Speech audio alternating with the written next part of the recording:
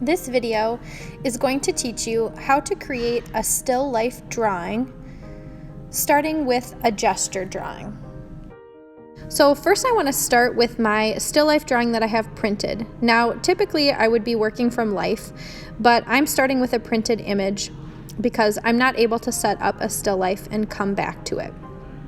Now as you can see, I'm starting to draw very, very lightly, and what I'm doing here is I'm just giving myself very loose gestural lines to determine where each of these items in my image is going to be.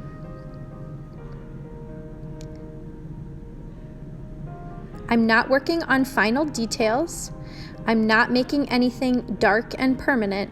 I'm just going through and generally trying to figure out where I think everything should go. I'm not measuring anything at this point, I'm just eyeballing it.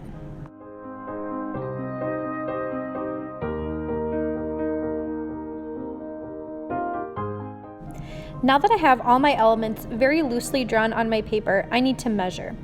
So I like to look at my printed image, and I'm going to select something to use as a unit of measurement.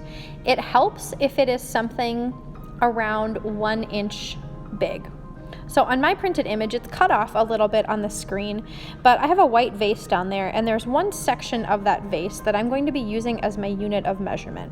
The reason I'm choosing that is because I have a lot of big objects in this still life, and I would not want to use a big object as a unit of measurement. So you can see as I'm going through, I'm using my pencil and my fingers, and going up to my printed image, I'm using that to measure. So I'm getting the unit of measurement on my pencil with my thumb. I'm kind of holding my thumb there, and then I'm figuring out, okay, now how many of those, I'm gonna call it just a section of my vase. So if the section is so big, I'm gonna use that to measure everything else within my image. So going through now, I'm trying to get the entire white vase drawn, and I'm using that section to figure out, okay, how many sections wide is it? How many sections tall is it? Again, I'm not drawing any final details. I'm still drawing loosely and gesturally. My lines are dynamic, they are not static, meaning they have a lot of movement to them. They're very loose, and I'm just going through and just measuring everything. You can see there, I measured the height and the width. Now it's not super precise. I'm just going through and figuring out, okay, is it 1 section wide, 2 sections wide, 1.5? And you can use that to make sure that everything is the correct size and scale in proportion to one another.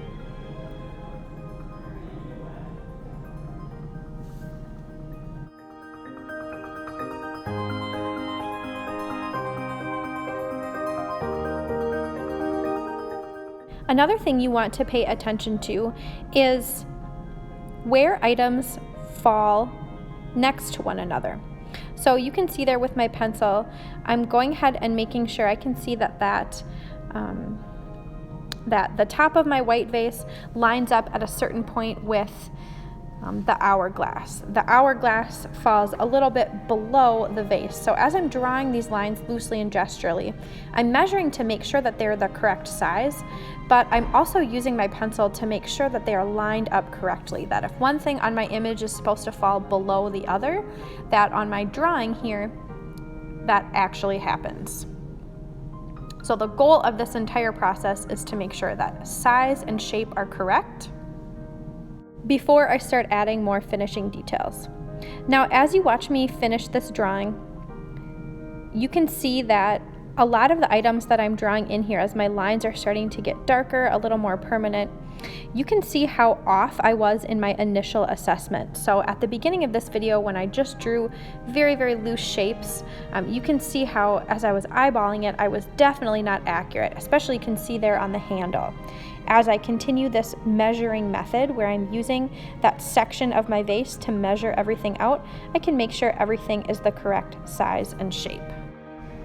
And here you can see an image of my final gesture drawing. This is what we're aiming for. You notice it is not a finished drawing. What I could do from here is I could erase those extra lines and I could continue to refine my lines to add specific details. Now the goal is that each drawing you create starts with something like this, and then you gradually start adding more details that layer over. Again, this is only to make sure that you have size, scale, proportion correct. You will be adding your final details on future layers of your drawing.